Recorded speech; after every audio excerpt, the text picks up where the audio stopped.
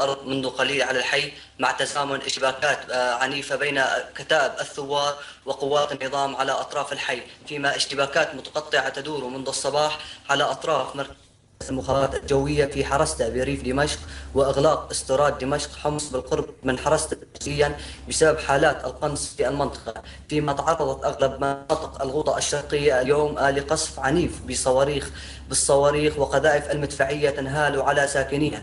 وأيضا تستهدف اليوم ثوار القلمون صباح اليوم نقاط عسكرية تتبع لقوات الأسد وميليشيات حزب الله اللبناني في جرود القلمون الغربي، مما أدى إلى مقتل وإصابة العديد من عناصرهم. أما في الجنوب الدمشقي سقوط صاروخين من نوع فيل منذ قليل على مناطق الجنوب الدمشقي من قبل قوات الأسد المتمركزة في المدرسة الدولية، ولم ترد أي أنباء عن الإصابات، فيما دارت اليوم اشتباكات متقطعة، ودارت أيضا الآن اشتباكات عنيفة بين كتائب الثوار وقوات النظام على جبهات حي التضامن وجبهة مخيم اليرموك مخيم اللاجئين الفلسطينيين. أيضا ما زالت قوات النظام تقطع المياه على أهالي المخيم اليرموك والحجر الأسود وحي التضامن بشكل كامل منذ شهرين، فيما تزداد معاناة الأهالي المحاصرين في الداخل. نعم. يعني أما في الحجر نعم تفضل. نعم، أما في الحجر الأسود ما زالت قذائف الهاون تنهال على الحي من قبل قوات النظام المتمركزة في جبال صهية، فيما تمكن تنظيم الدولة الإسلامية منذ يومين من تدمير تريكس وأعطاء دبابة كانت تحاول التقدم نحو الحي.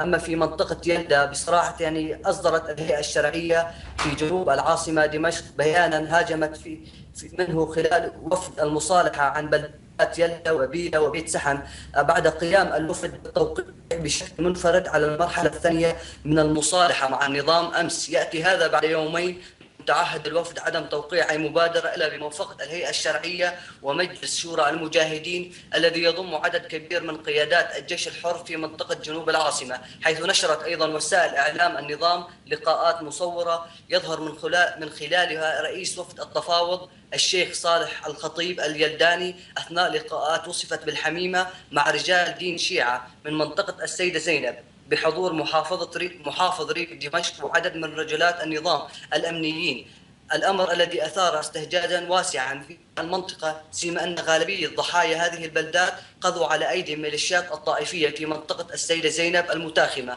وتضمن هذه البنود التعهد بقتال التكفيريين حسب ما ورد في إشارة واضحة نعم. إلى جبهة النصرة وتنظيم الدولة الإسلامية وتشكيل قوة خاصة من أبناء هذه المناطق تحت لواء ميليشيا الدفاع الوطني، تثبيت المصالحة وقتال من يريد تعطيلها. وبالمقابل أفرجت قوات النظام عن 7 معتقلين من أبناء هذه البلدات كبادرة حسن نية.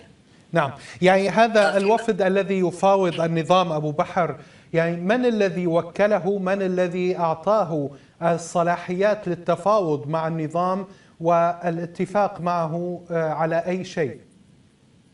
نعم، بصراحة أخي الكريم، النظام كسب الحاضنة الشعبية بعد الحصار الذي فرضه على مناطق الجنوب الدمشقي، وبعد الهدنة الذي عقدت مع هذه المناطق مع مناطق يلدا ببيلة سحن، عقدت هدنة لفك الحصار وأدخل من خلاله المواد الغذائية، فيما كسب النظام هذه الحاضنة الشعبية. وأيضا الحاضنة الشعبية هي المدنيين من هذه المناطق الذي وكلت هذا الوفد أو هذه الشيوخ من هذه المناطق، ومن كل منطقة هناك شيخ يرأس المنطقة ويفاوض النظام. هذه التفاوض جرى أمس مع ميليشيات الشيعة الطائفية. نعم، وهل هذا يعني يعني هذه المصالحات تعني عودة النظام إلى هذه المناطق وانتشار قوات النظام أو أمن النظام أو ما إلى ذلك؟ نعم، بصراحة النظام يريد تشكيل قوى ميليشيات بالداخل الاقتتال الداخلي، بصراحة مثل ميليشيات الدفاع الوطني، اقتتال ما يسمى التكفيريين من تنظيم جبهة النصرة وتنظيم الدولة الإسلامية. بصراحة يريد السيطرة على هذه المناطق بالمصالحة. أيضا بعد عقد بصراحة مبادرة هو الانسحاب من جنوب دمشق الغرباء من هذه المنطقة ويدخل النظام إلى هذه المناطق. وهل دخل النظام إلى مناطق بالفعل بعد أن تم ما يسمى بالمصالحة؟